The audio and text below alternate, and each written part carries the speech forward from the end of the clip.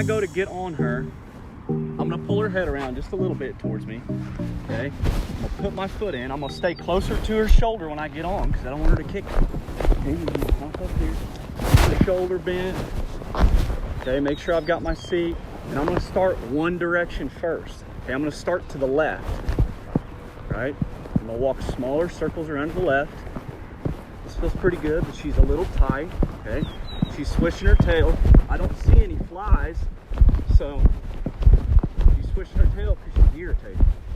Okay, so I just kind of keep her in a smaller circle here, all right? I keep her feet moving forward. I don't want her feet to stop, okay? But if she gains control by getting her head away from me and going straight forward, then I'm in trouble. But if I can keep my leverage and kind of have her pull over here to the left, and I'm not jerking her, you know, I just barely have a hold. Okay, she's acting a little better now. All right, so I'm gonna switch directions now. The sneeze kind of scared her there. Now when I go to switch directions, I'll probably run into that same problem. When you go to start colts or have one that kind of acts a little silly, sometimes when you change directions, that's when you'll see the problem again. So I'm gonna switch directions here. I'll pull her right around. Okay, so I have a hold of the saddle horn just in case here. Keep her moving forward. So she did exactly what I thought. Anytime you go to switch directions, you always have to be careful, especially when putting the first couple rides on. I'm gonna switch directions again. She kind of grabbed herself just a little bit. Again, she's swishing her tails. I haven't seen a single fly this morning, so I doubt it's flies. That's a good indicator of a horse that is not wanting to be compliant. Okay, so I'm gonna switch directions again at a trot. Okay, she kind of grabbed herself, but I don't grab myself. If you watch, I stay relaxed in the seat. I talk about it being like butter, like your butter that's been in the microwave for about 30 seconds. You're getting kind of melty in the saddle here, and you're just real relaxed. Okay, so my feet are out of her. I'm letting her walk around here, and I just keep changing directions, because you can tell when I change directions is when she kind of grabs herself a little bit. So I'm going to do more changing directions. The more she relaxes, the more I'm going to change directions more frequently. Okay, good. So we're getting good here. One thing about this is if you've got a horse, you know, one thing you'll notice is I'm pulling a lot on these left and right reins, and I'm kind of taking the guide out of her a little bit. But here's the issue. If I can't get her to walk around calmly and not grab herself, guiding doesn't even matter. So if I basically ruin some of her guiding here, okay, get her real soft where she's not following my hand, I'm okay with it as long as it makes her relaxed later on. Okay, because step one is I got to get her relaxed. Okay, I don't really care about training or movement right now. I just need her to be okay with me setting up here. She's getting better about it now. So I'm gonna put her at a trot. Walk her forward. And I pick up. So I kind of turn her into a smaller circle here, and then I release. So I pick up and then release. So she grabbed herself a little there. And again, when you feel that, you need to relax in the saddle. The moment you get stiff and grab onto that horse with your legs, it's game over. You've got to stay relaxed with them. Okay, so I'm gonna change directions. Remember what happens when we change directions?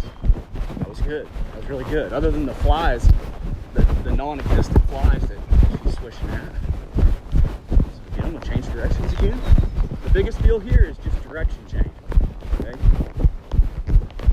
Later on, once she's a little more relaxed, I'll move her out. Okay, there she gets to speeding up there. So I'm just gonna change directions here. Back and forth. Back and forth. This has been a very common problem with this horse. When you lay her off, she gets real cinchy. And the more we ride her, the better she is. I mean, maybe by Friday we could probably get on her and we don't have to deal with this issue. Okay. Pick her up, and I just take her and guide her back and forth. Now what I'm going to do is I'm going to pick her up and I'm going to move her hindquarters away. Okay, so I pick her up here, lift straight up.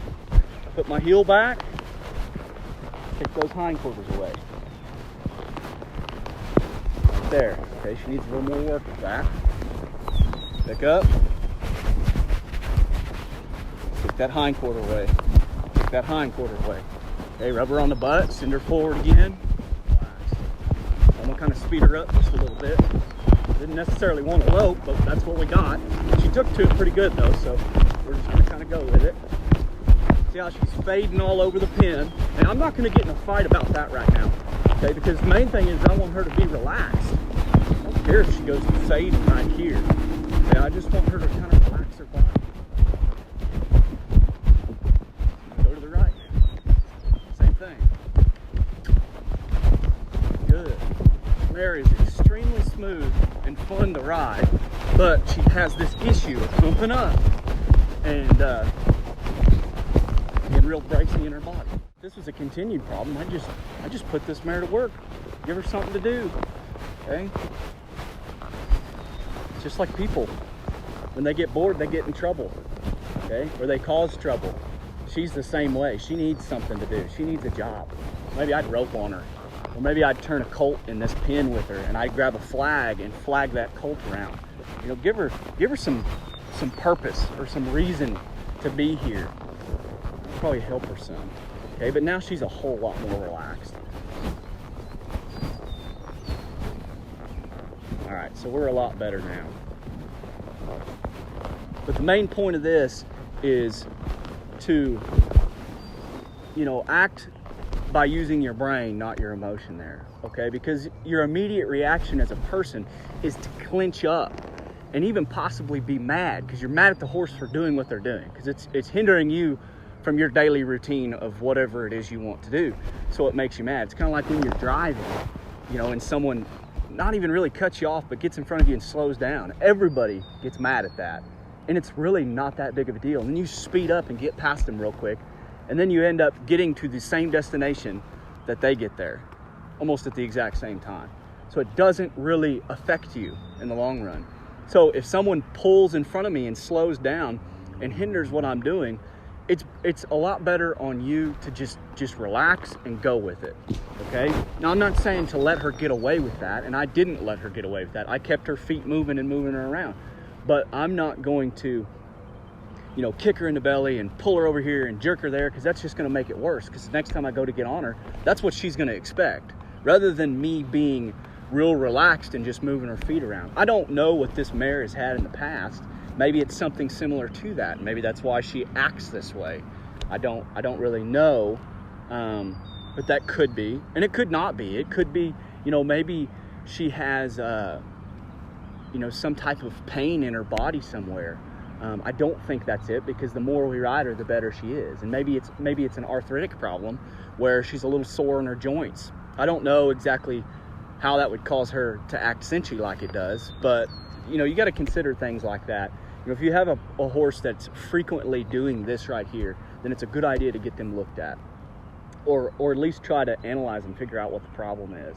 I think with her, with what she's had and she's been looked at, I think with her it's just an attitude problem, because that attitude carries on everywhere else, in the pasture, in the round pen. She's really good when she's just standing beside you and you're brushing on her, but when you ask her to do something, she kind of flips you the bird. That's basically what she does. That's the whole swishing the tail, you know, moving the head around. There's not a fly out here. It's a little chilly this morning and I haven't seen any, but you see her swishing her tail and doing different things like that. Anytime I ask her to do something, that tail starts swishing, okay? So I'll do it here again. I'll wait for it to stop and I'll pick up. Immediately her tail swishes, okay? More what that is that's her just bracing against me. She's like, no, I don't really want to do that. So what I have to focus on is I want to get my response to be her moving her feet, not her swishing her tail first. Because if the first thing she thinks is I'm gonna swish my tail, then she's already late on my cue to do whatever it is I want. So I have to be sure that I'm very accurate with my timing and release on when I pick up and add pressure, I take it away immediately when she does the right thing. And I start slow.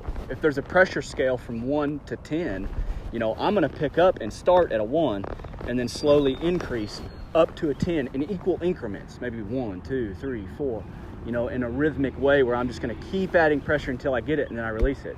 And then when I go to start it again, I start at that 1 again, all right? Because you always start at the desired pressure that you want that maneuver to be initiated by, if that makes sense. Okay, so just getting her more responsive, giving her something to do, and getting her relaxed is the main thing that I work on. But how I do that is I have to stay relaxed. And like in one of the previous videos I talked about, use your brain, not your emotion, to think through a problem like this. Okay, I used my brain in which I took her and moved her feet left and right rather than responding in a negative way. So if y'all try that, you should get along a little bit better. But what I would mainly do, I did this for demonstration purposes for the video, so you all could see how to handle a situation like that, because if you have horses, you will probably encounter that type of situation at some point. Now, you should always prepare your horse to not do this. Okay, if I was to really take my time preparing her, she might have done it a little bit, but not as severe as what that is. And that's not bucking by any means, but that's her grabbing herself. But if I was to really get after her, it would lead to bucking. So make sure to prepare your horse to avoid that. But if that ever does happen and you're impatient like I am, then this is kind of how you need to deal with that. Or even colts and fillies, they may respond this way because they're not familiar with it. So you just have to keep that in mind. So hope it helps.